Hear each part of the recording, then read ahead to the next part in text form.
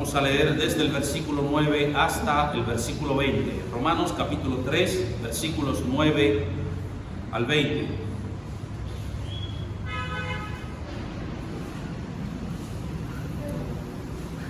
La epístola del apóstol Pablo a los Romanos, capítulo 3, y los versículos 19 al 20. Los versículos 9 al 20. Dice la palabra de Dios: ¿qué pues?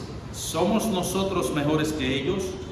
En ninguna manera, pues ya hemos acusado a judíos y a gentiles que todos están bajo pecado. Como está escrito, no hay justo ni aun uno, no hay quien entienda, no hay quien busque a Dios, todos se desviaron, a una se hicieron inútiles, no hay quien haga lo bueno, no hay ni siquiera uno. Sepulcro abierto es su garganta, con su lengua engaño, veneno de áspides hay debajo de sus labios. Su boca está llena de maldición y de amargura, sus pies se apresuran para derramar sangre, quebranto y desventura hay en sus caminos, y no conocieron camino de paz. No hay temor de Dios delante de sus ojos. Pero sabemos que todo lo que la ley dice, lo dice a los que están bajo la ley, para que toda boca se cierre y todo el mundo quede bajo el juicio de Dios, ya que por las obras de la ley ningún ser humano será justificado delante de él, porque por medio de la ley es el conocimiento del pecado.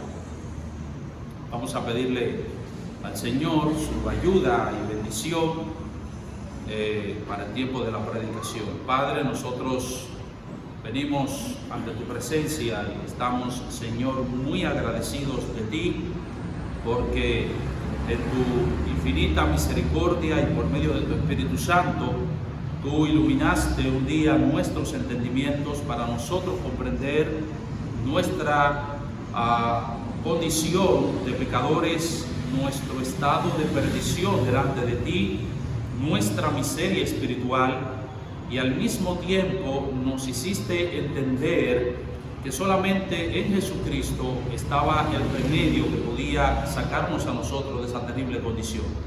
Y no solamente tu Espíritu Santo hizo eso en nosotros, sino que nos dispuso y nos capacitó para nosotros acudir a Cristo en busca de sanidad espiritual.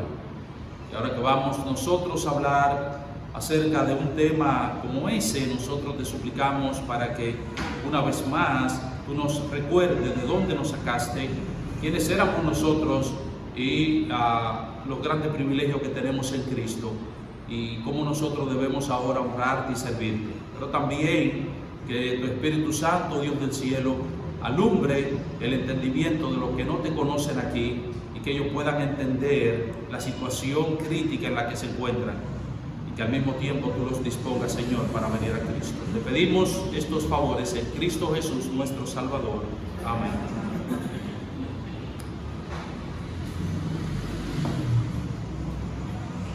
Hace un tiempecito atrás que yo comencé a sentir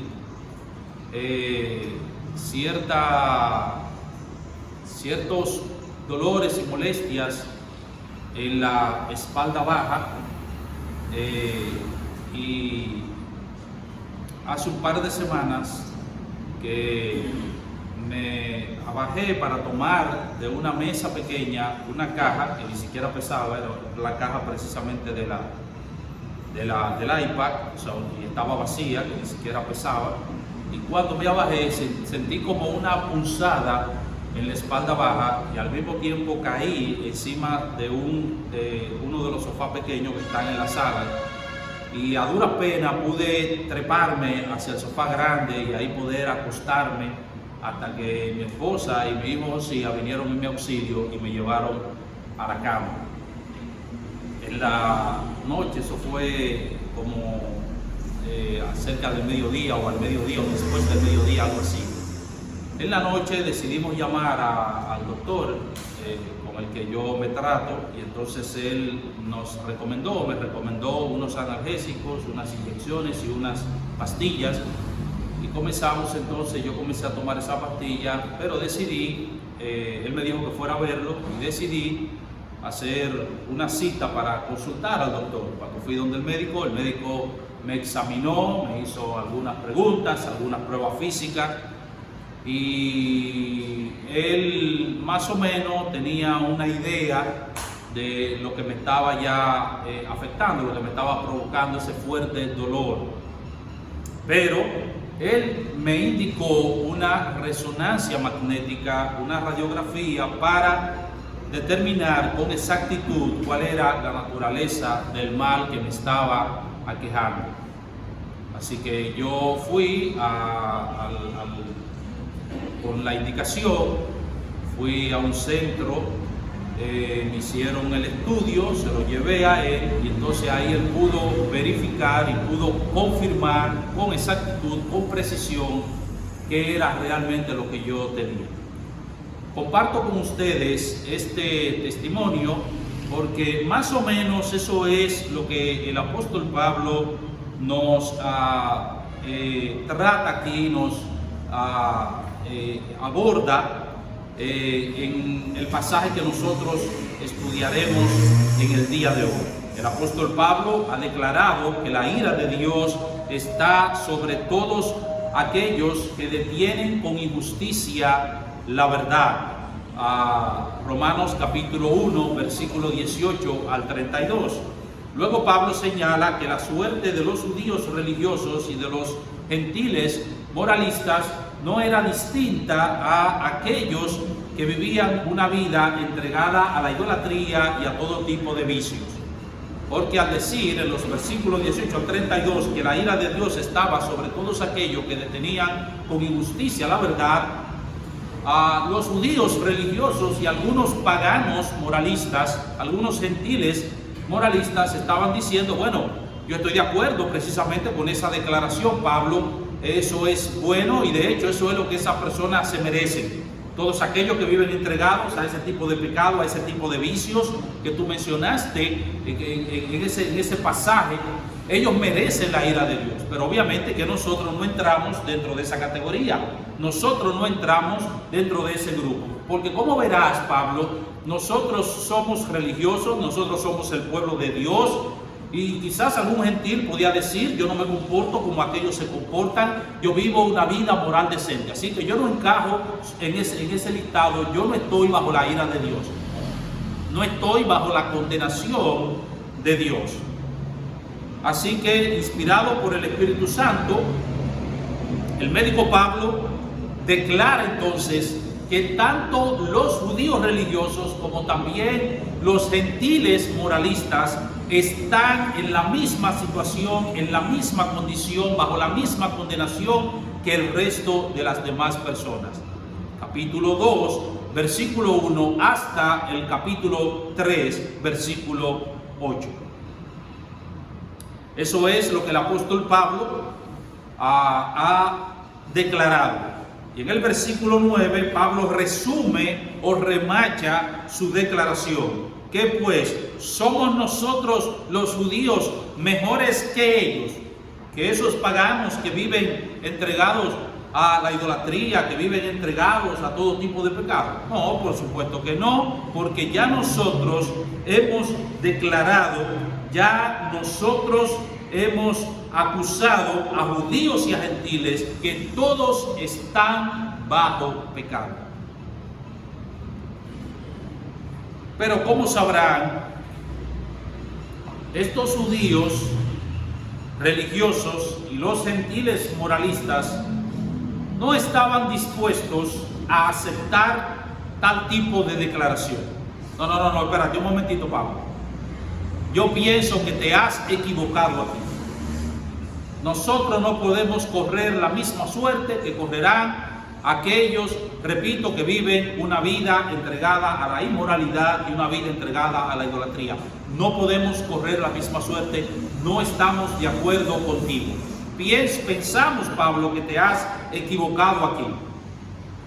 Y ahora el apóstol Pablo va a hacer una radiografía, por decirlo de alguna manera, tomando como instrumento la palabra de Dios para demostrarle a ellos que todos los seres humanos, independientemente de que sean religiosos o no, independientemente de que sean moralistas o que vivan una vida inmoral decente, todos, sin excepción, están bajo pecado y por lo tanto bajo el juicio condenatorio de Dios.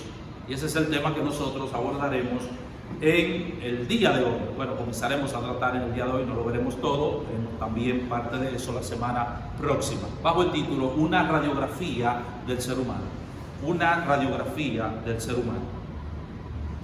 No olviden, hermanos, que lo que Pablo va a hacer ahora, a partir del versículo 10, es mostrar que la declaración que él ha hecho, ya hemos acusado a judíos y a gentiles que todos están bajo pecado, eso es lo que él va a demostrar ahora.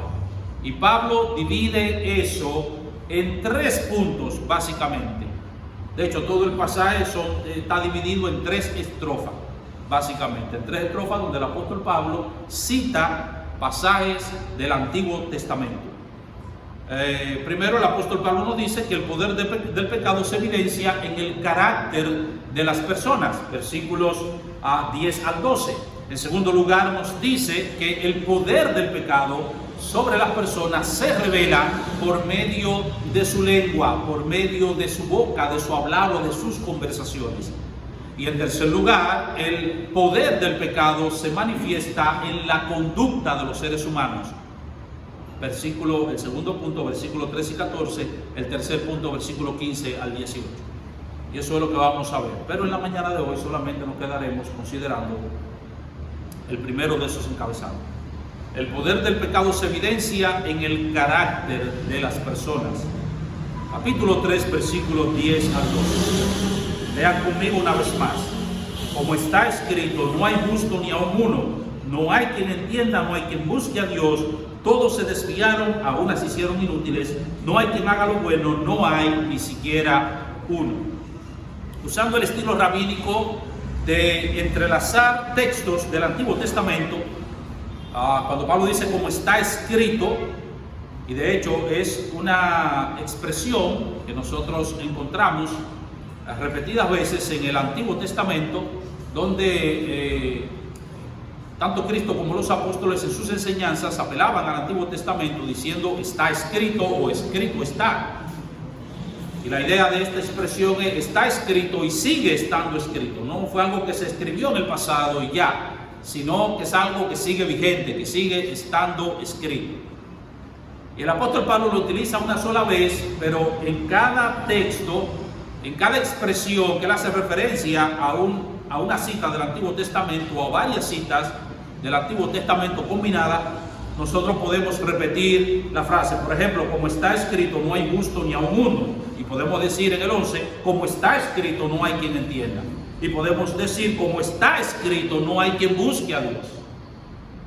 Así que usted puede repetir ese como está escrito en cada declaración en la que Pablo cita el Antiguo Testamento. Y repito, cuando él dice como está escrito, Pablo no está citando un solo texto del Antiguo Testamento, un solo pasaje. Pablo toma una expresión de un texto, Pablo toma una parte de otro texto y entrelaza eso. Por ejemplo, cuando él dice como está escrito, no hay justo ni aun uno, él está haciendo referencia al Salmo 14, versículos 1 al 3, está haciendo referencia al Salmo 53, versículos 1 al 6, y está haciendo referencia a Eclesiastés, capítulo 7, versículo 20. Eso solamente para que tengan una idea. Así que él utiliza el estilo rabínico de entrelazar textos del Antiguo Testamento y comienza a describir a aquellos que están bajo el poder del pecado como carentes de mérito para alcanzar la justicia de Dios. Como está escrito, no hay justo ni aún uno. No hay una sola persona que posea suficiente justicia, una persona que sea tan justa como para que Dios lo acepte en el reino de los cielos, como para que Dios le dé entrada al reino de los cielos. Ahora es evidente que esta descripción no encaja con la bondad inherente que las personas dicen tener o que la sociedad les atribuye. Usted le pregunta a una persona, a cualquier persona, y usted se va a dar cuenta que la mayoría le va a decir, usted le pregunta, ve acá, ¿tú eres bueno? Y la mayoría le dice, oh, por supuesto que sí.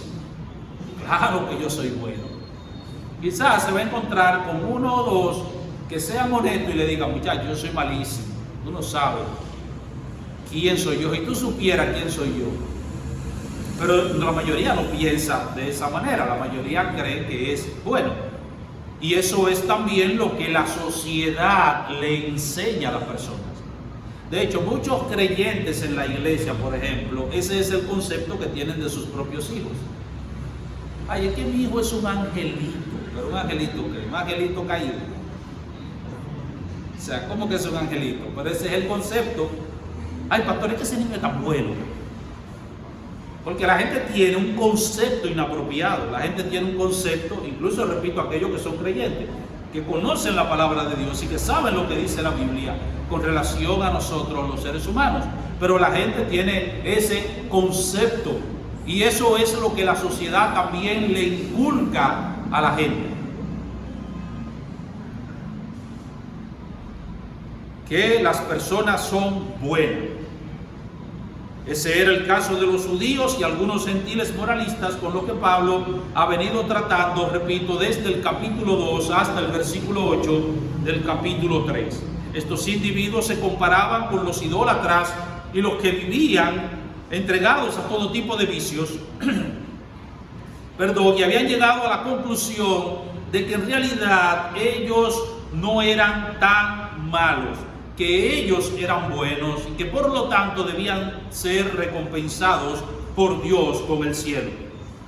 Una vida entregada a los vicios es un tremendo obstáculo para que una persona abrace la fe de Cristo. Pero la religiosidad y la moralidad es un obstáculo aún mayor todavía. Por eso Cristo dijo en una ocasión que los publicanos y los pecadores iban delante de los líderes religiosos, de los religiosos en el camino a la salvación. ¿Y por qué? Bueno, porque al menos ellos sabían, las prostitutas sabían que eran prostitutas y los ladrones sabían que eran ladrones. Pero los religiosos no. Los religiosos que estaban en la misma condición y situación de ellos nunca se iban a atrever a admitir que ellos eran pecadores.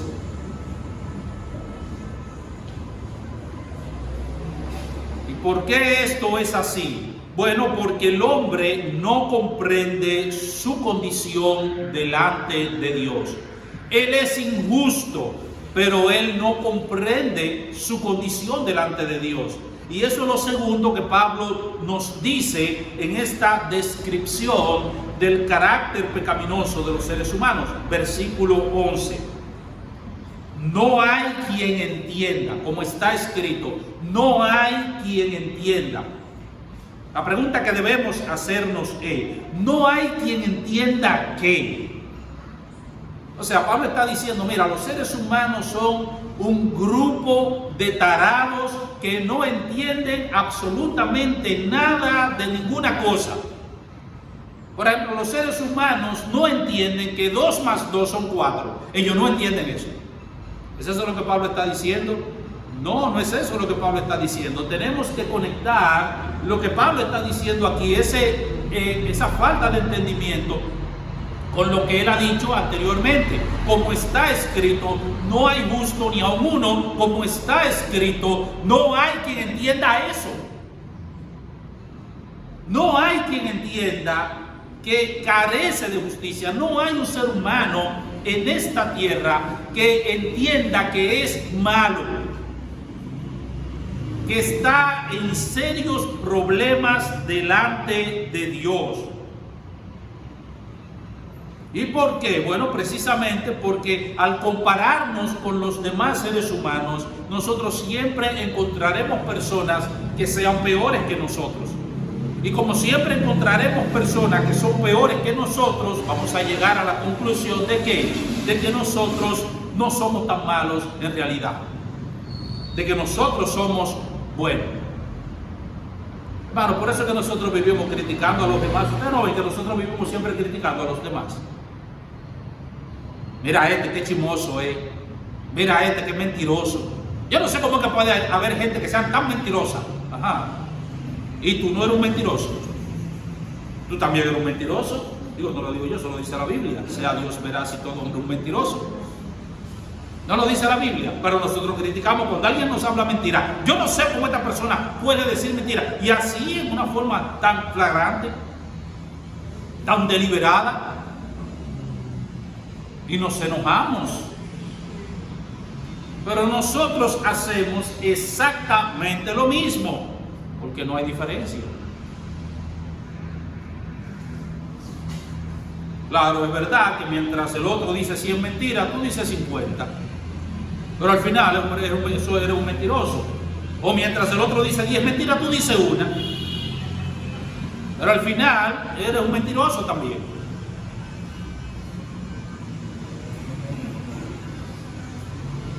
Y ese es el problema. Nunca llegamos a comprender por nosotros mismos nuestra terrible condición de pecado, el estado de perdición en que estamos y la necesidad que tenemos de un Salvador, que es Cristo el Señor. No entendemos eso. No hay quien lo entienda por sí mismo. La única forma en la que el hombre entiende realmente su situación delante de Dios es cuando se ve a la luz de la majestad, la gloria, la santidad de Dios revelada en su palabra. Esa es la única manera. No hay otra manera. Permítanme citar dos ejemplos para mostrar eso. Uno del Antiguo Testamento y otro del Nuevo Testamento. Isaías capítulo 6. Isaías capítulo 6 es un pasaje con el que muchos de ustedes están familiarizados. Isaías capítulo 6.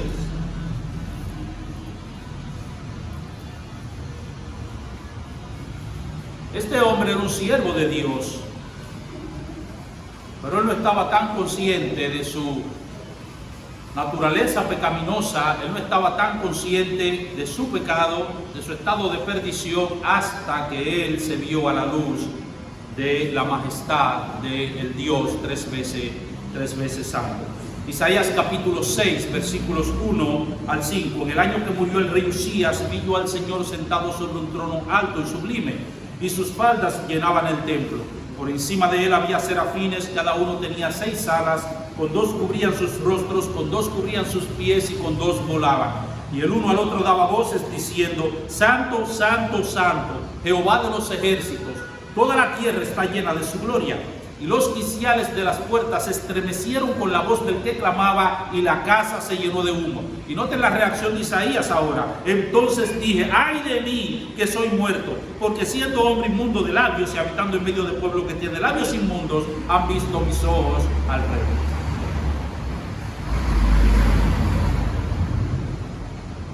¿Qué es lo que el profeta está diciendo? El profeta estaba bien, era un siervo de Dios, era un santo,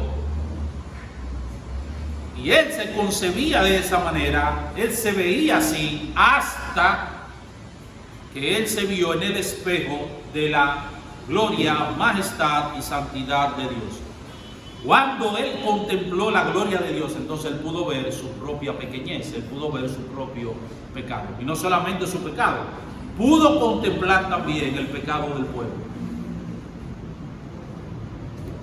Un ejemplo similar ocurrió con el Señor Jesucristo. Lucas capítulo 5. Evangelio de Lucas capítulo 5.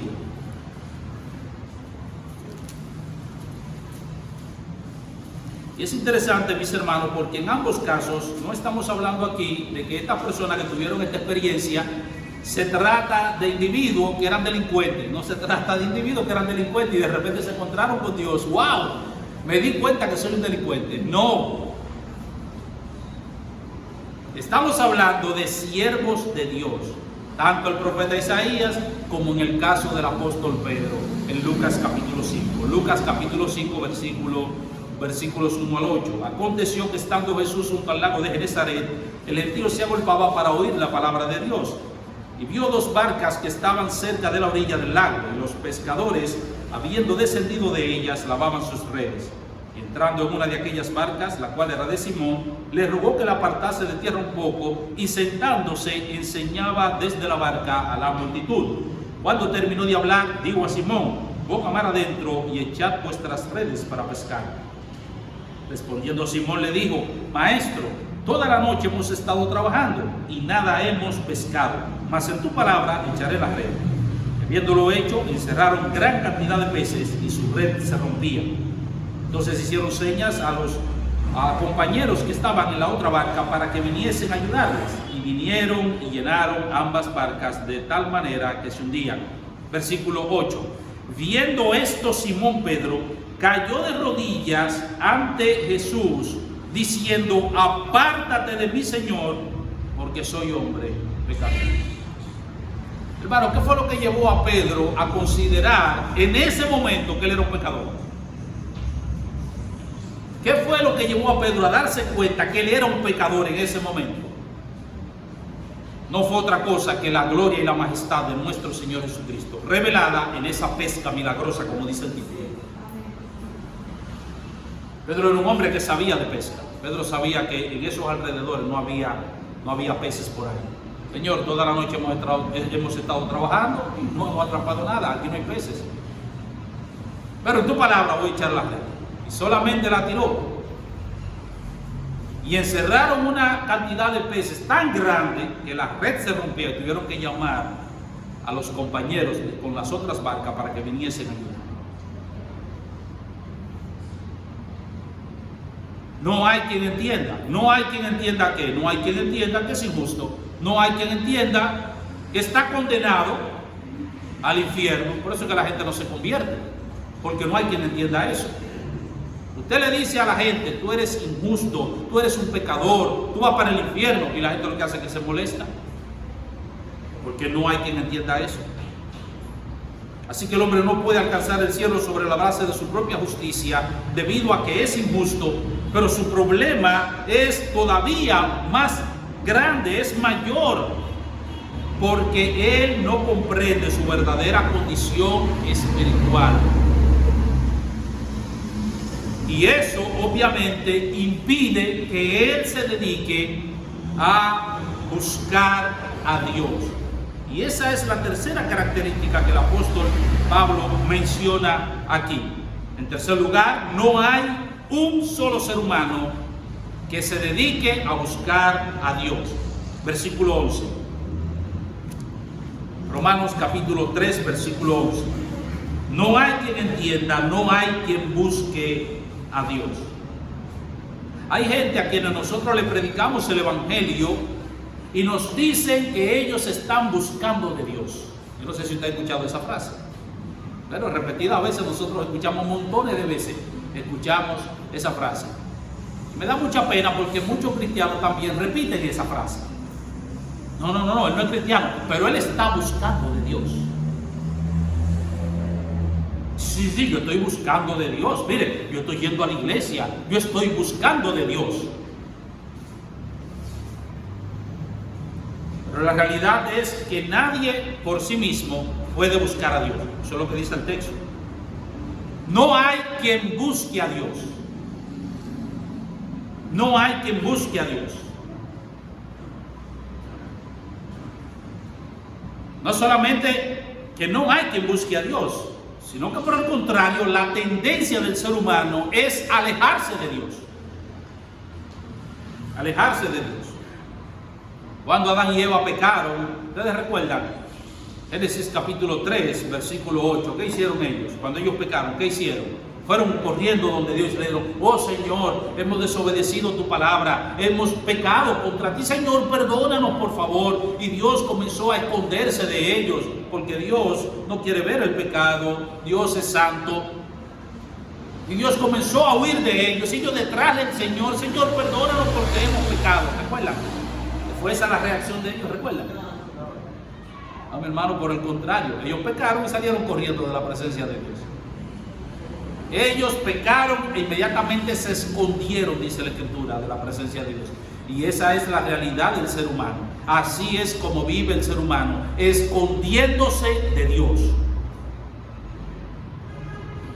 Cuidado, que viene el hermano, cierra la puerta, huye, dile que yo no estoy aquí. Esa es la realidad, dice el hermano. El ser humano no quiere buscar a Dios, no busca a Dios.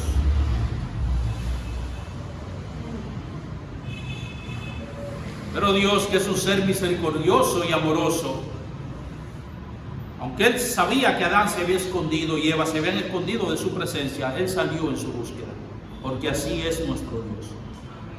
Y eso ha sido una constante en la historia de la humanidad. El hombre corriendo de Dios y Dios detrás de él para hacerle bien. Hermanos, estamos aquí nosotros alabando al Señor. No fue porque nosotros un día se nos ocurrió buscar a Dios, porque fuimos más inteligentes que los demás. Vamos a buscar a Dios. No. Estamos aquí porque Dios nos alcanzó, porque Dios nos buscó. Por eso dice Juan, le amamos a Él. ¿Por qué? Porque Él nos amó primero. Si Él no nos hubiese amado primero, nosotros no amaríamos a Dios. Pero si no hay un solo ser humano que busque a Dios, ¿por qué la Biblia manda al hombre a buscar a Dios? Por ejemplo, en Isaías capítulo 55, versículo 6 dice, buscad a Jehová mientras pueda ser hallado, llamadle en tanto que está cercano. El hombre no puede buscar a Dios, o no busca a Dios por sí mismo. Pero ¿por qué la Biblia entonces lo manda a buscar a Dios si él no puede hacer tal cosa? O si él no hace tal cosa. Bueno, aunque es cierto que el ser humano no puede ni quiere buscar a Dios, sin embargo el Señor le ordena que lo haga y al mismo tiempo lo capacita para que él quiera y pueda hacer eso.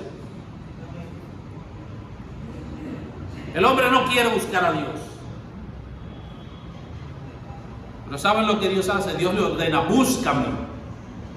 Y como Dios sabe que el hombre por sí mismo no lo va a hacer, Dios lo que hace es que obra en él y lo capacita para que pueda hacer cosas. Permítanme ilustrar eso con la resurrección de Lázaro. Lázaro, el amigo de Jesús, había muerto. Hacía 4 días ya que él había muerto, lo habían sepultado y todo. Cristo va al sepulcro. Y es obvio que Lázaro no quería levantarse del sepulcro, ni tampoco podía. Los que yacen en el cementerio no quieren levantarse de ahí. Ellos no quieren levantarse de ahí. No solamente no quieren, ellos tampoco pueden hacerlo. Ahora el Señor le da una orden a Lázaro. Le dice, Lázaro, ven fuera.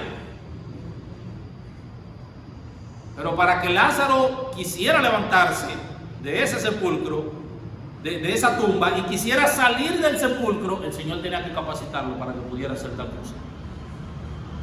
Así que en esa orden de Cristo iba incluida la capacitación para que Lázaro pudiera hacer lo que Cristo le estaba mandando que hiciera. Ahora, si usted quiere saber, si usted quiere experimentar en carne propia lo que le estoy diciendo, váyase a la tumba y llame a uno de sus familiares. Párese frente a la tumba y diga, ¡fulano, sal de ahí! Y vamos a ver qué sucede. Él le va a decir, no, yo estoy bien aquí, déjame tranquilo, que yo no quiero salir de aquí. Además de eso, aunque quisiera, él le va a decir, yo no puedo salir de aquí. Así que esa orden que usted le dé a su familiar para que salga de la tumba, tiene que incluir la capacitación para que él pueda hacer eso. Y eso fue lo que Cristo hizo. No fue un simple llamado el que el Señor hizo. Fue un llamado que capacitó a ese muerto para que se levantara y saliera del sepulcro. Y eso es exactamente lo que Dios hace con los pecadores. Ellos están muertos en sus delitos y pecados. Cuando Dios los llama a la vida, Dios los capacita para que puedan hacer eso. Cuando Dios le dice, búscame ahora, yo quiero que tú me busques ahora, entonces Dios los capacita para que ellos quieran buscar a Dios y para que ellos puedan hacerlo.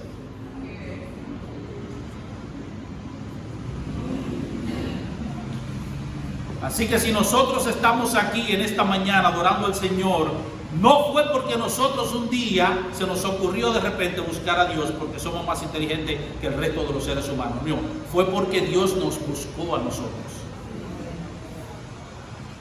Él nos mandó. Claro, Dios también da la orden porque hay una responsabilidad del ser humano. Aunque es Dios el que nos busca y nos capacita para que le busquemos, somos nosotros que tenemos que buscarlo a Él. Así que hay una responsabilidad de parte nuestra. Por eso Él nos manda. Ahora Pablo continúa diciendo en cuarto lugar que todo ser humano transita un sendero en contraposición a la voluntad de Dios. Versículo 12. Todos se desviaron. Todos se desviaron. Dado que el hombre es injusto, espiritualmente ignorante, no hay quien entienda, y moralmente rebelde, no hay quien busque a Dios, el resultado es que vive de espaldas a Dios. Todos se desviaron. La palabra griega que se traduce aquí como desviar significa inclinarse en una dirección equivocada. Cuando este término se usaba en el plano militar, se le aplicaba a aquellos soldados que caminaban o transitaban un camino equivocado, un camino contrario al que ellos debían transitar. En otras palabras, se le aplicaba a aquellos soldados que desertaban en medio de una batalla. Usted tiene que avanzar contra el enemigo, pero el soldado, cuando veía la situación está difícil, me voy, y salía corriendo y se iba en sentido contrario.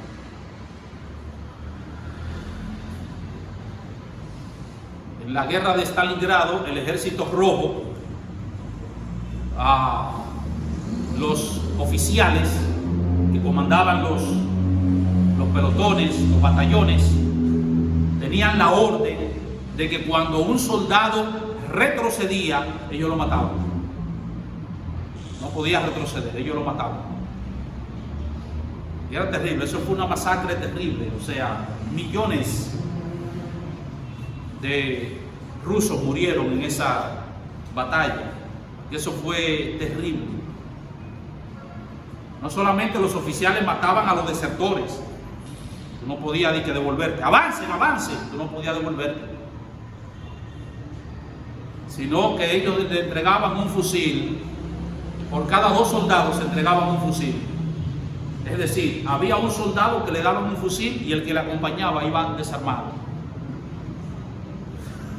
Y el ejército enemigo, los nazis, ya ustedes saben, con una artillería pesada y usted a mano limpia, y no podía devolverse. Porque si se devolvía, el jefe del batallón lo mataba. Usted no podía retroceder. Eso es terrible. Hay una película bien interesante que les recomiendo ver, que se llama Enemigo a las Puertas. Les recomiendo ver esa película, como retrata esa realidad. Entonces se aplicaba aquí en un plano militar. Cuando se aplicaba en un plano militar se refería a ellos. Muchos creyentes aplican el término descarriado a aquellas personas que han estado en la iglesia un tiempo y después se van. Oh, fulano se descarrió. El problema es que descarriado está todo el mundo. Todo el mundo está descarriado. Esa es la realidad. No es lo que han estado en la iglesia y después se van. Este es un descarriado. Este se descarrió. No. Todo el mundo está descarriado, eso es lo que dice. Todos se descarriaron. El profeta Isaías dijo: todos nosotros nos descarriamos como ovejas. Cada cual se apartó por su camino. Tomó su propio camino. Mas Jehová cargó en él el pecado de todos nosotros.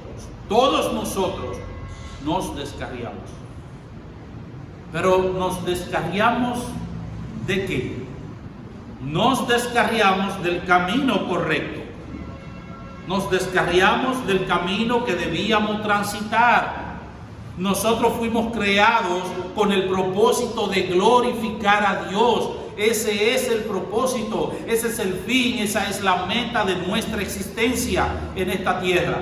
Pero el ser humano en Adán se descarrió, se desvió, y ya él no vive para la gloria de Dios, él vive para su propia gloria. Eso es lo que dice Pablo en Romanos 3:23. Por cuanto todos pecaron y están destituidos de la gloria de Dios, perdieron el rumbo y la meta de su existencia. El ser humano no vive para glorificar a Dios, se descarrió.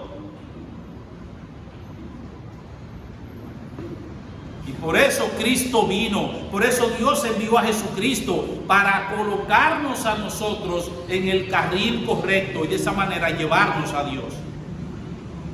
Por eso él dijo en Juan 14:6: yo soy el camino y la verdad y la vida. Nadie viene al Padre sino por mí. Y el apóstol Pedro dice en primera de Pedro capítulo 2 versículo 25 que nosotros éramos como ovejas descarriadas, pero ahora habéis vuelto, dice él, al obispo y al pastor de vuestras almas. Todos están descarriados, no el que estuvo en la iglesia un tiempo y se fue y que se descarrió, no, el que nunca ha venido a la iglesia está descarriado.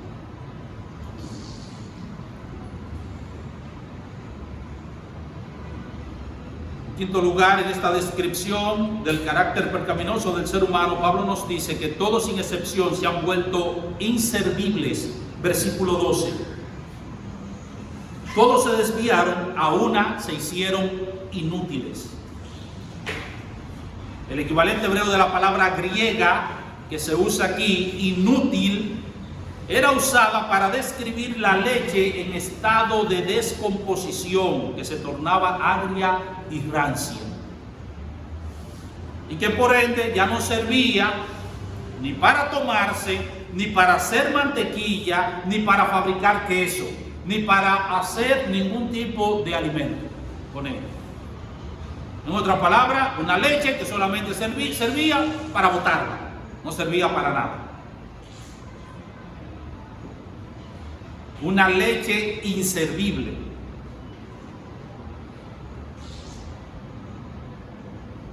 Y eso es precisamente lo que nos dice el Señor acerca de los seres humanos.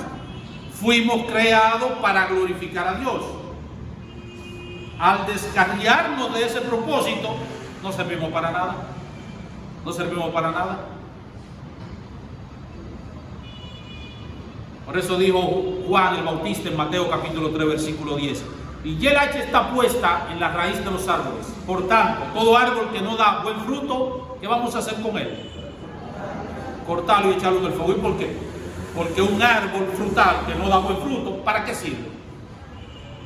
¿Recuerdan la parábola de la higuera estéril? En Lucas capítulo 13, versículos 6 al 9. ¿Recuerdan la parábola de la higuera? El dueño del terreno fue a buscar higo en esa higuera y no los encontró. Y dijo, yo tengo 3 años viniendo a buscar higo aquí en una época en que ya, en un tiempo en que ya esa mata debió dar fruto. Y cada vez que vengo no lo encuentro. Y le dijo al siervo, dijo, córtala. Porque lo único que está haciendo eso es inutilizando la tierra. Le está robando los nutrientes a la tierra que pueden ser aprovechados por otra planta. Córtala, que eso no sirve para nada. En Mateo capítulo 5, versículo 13, Cristo dijo, ustedes son la luz del mundo, ustedes son la sal de la tierra, pero si la sal se desvaneciere, ¿con qué será salada la tierra? No sirve para nada, sino para ser echada fuera y hollada por los hombres. Nosotros los cristianos somos la única sal que esta tierra posee. Si nosotros perdemos la salinidad, no servimos para nada. Porque ¿para qué sirve la sal? Si no para salar. ¿Para qué sirve?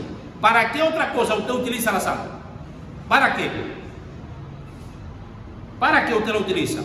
No sirve para nada. Si perdió su capacidad de salar, no sirve. Es un pedazo de tierra cualquiera.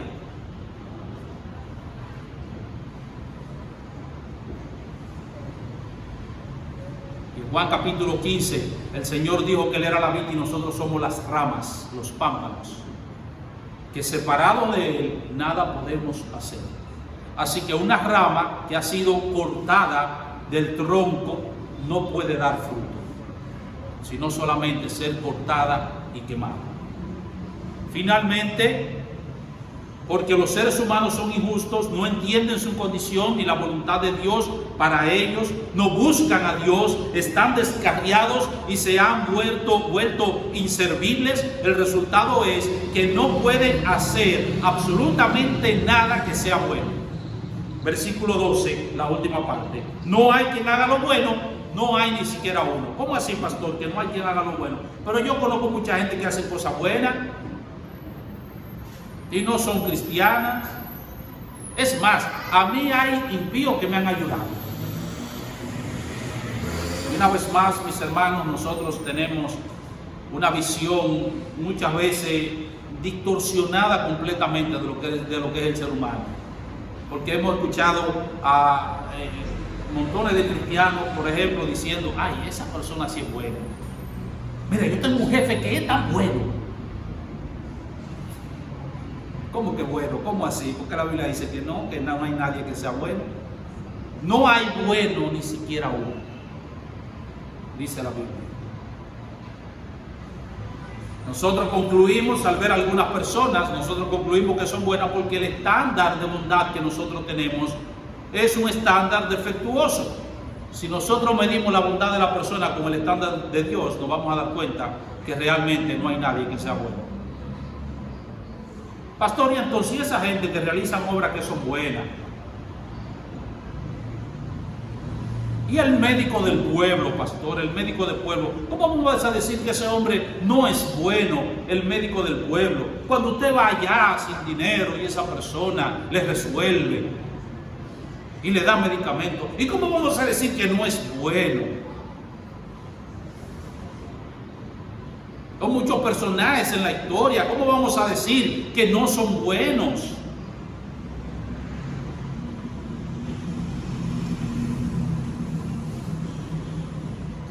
Bueno, lo que pasa es que cuando usted, repito, compara a las personas con otras personas, cuando usted lleva a un paciente, por ejemplo, a una clínica, y usted ve que en esa clínica, si usted no hace un depósito primero, no, usted tiene que depositar 100,000 pesos, porque si no, no lo atendemos, ni siquiera lo ingresamos a la emergencia. Y usted se va a otra clínica y usted se da cuenta que la persona, el dueño de esa clínica, le dice, no, ven, que nosotros lo atendemos, y después el dinero es secundario. Usted tiene que concluir que esa persona es buena, ¿sí o no?